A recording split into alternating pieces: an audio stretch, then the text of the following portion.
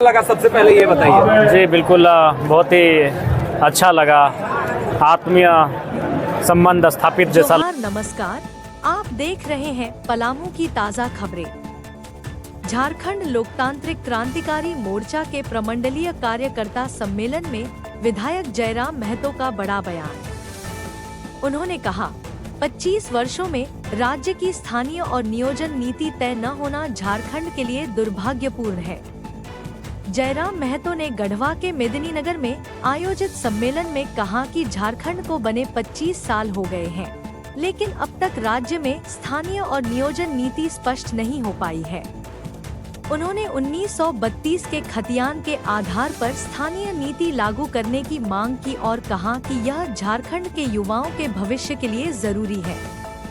उन्होंने कहा कि 2000 में जब झारखंड अलग राज्य बना, तभी से स्थानीय नीति की जरूरत थी, लेकिन सरकारें सिर्फ वादे करती रहीं और जमीनी स्तर पर कुछ नहीं हुआ। सम्मेलन में मौजूद कार्यकर्ताओं ने राज्य सरकार से मांग की कि नियोजन नीति को तुरंत स्पष्ट किया जाए, नहीं तो आने वाले समय में बड़ा जन आंदोलन खड़ा किया जाएगा। कार्यक्रम में कई वक्ताओं ने बेरोजगारी, पलायन और शोषण जैसे मुद्दों पर भी चिंता जताई और कहा कि युवाओं को उनका हक दिलाने के लिए संघर्ष जारी रहेगा। झारखंड लोकतांत्रिक क्रांतिकारी मोर्चा ने साफ किया कि यदि सरकारें जनता की आवाज नहीं सुनेंगी, तो आने वाले चुनावों में उन्हें करारा जवाब मिलेगा। इसी के साथ पलामू से आज की आदिवासी बुलंद न्यूज में आपकी अपनी आवाज, झारखंड की बात, जनता के साथ। लगा सबसे पहले ये बताइए। जी बिल्कुल, बहुत ही अच्छा लगा। आत्मीय संबंध स्थापित जैसा लगा। यहाँ के लोगों ने जो प्यार दुलार दिया है, जब रात्रि से ही हम लोग आए हैं और भींग भींग कर बारिश में भी जो दुलार कोयलांचल के इस बेटे को वहाँ से चल कर आने के बाद जो पलामू की इस पावन धरती में मिला, ये इससे उसको लेकर काफ़ी अभिभूत हैं। और निसंदेह आने वाले दिनों में पलामू की सरजमी में हम लोग अच्छा करेंगे। हमारा संघर्ष पलामू में एक नया इतिहास लिखेगा। 4th ग्रेड की जो बहाली हुई है, उसमें जो है सो अंक विशेष पे बोला जा रहा है, जबकि उसमें क्या बोलते हैं, लोग बोल रहे हैं कि हम लोग परीक्षा देकर के पास करेंगे। उसमें जी उस पर निसंदेह अवगत हो चुके हैं और हम एक प्रतिनिधि मंडल को लेकर विभाग के पदाधिकारियों से इनकी मुलाकात करवाएंगे और जो भी त्रुटियां हैं उन त्रुटियों पर निराकरण पे बात करेंगे। भाषा पर क्या कहेंगे? भाषा मैंने शुरू में ही कहा है कि झारखंड बहुभाषी राज्य है।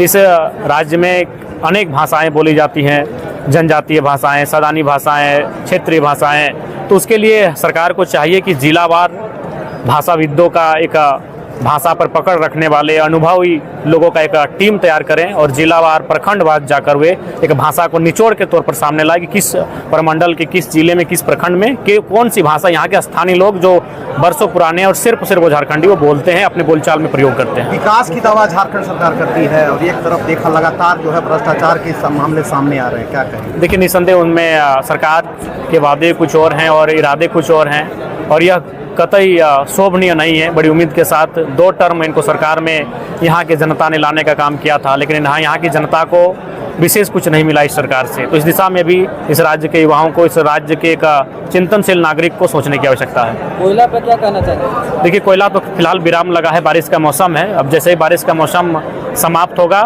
उसके बाद फिर कोयला का चाहे वैध हो अवैध हो वो कार्यक्रम शुरू होगा। उसके बाद जो आकलन सामने आएगा उसके आधार पर जरूर कहेंगे। आप में अपनी पार्टी के भविष्य के क्या कहेंगे? देखिए, वह हमारे पार्टी के जो स्थानीय कार्यकर्ता हैं, स्थानीय नेता हैं, उनका संघर्ष, जब जनता के साथ उनका जुड़ाव, जनता के साथ उनका संपर्क, वही हमारी पार्टी का भविष्य पलामू में तय करेगा।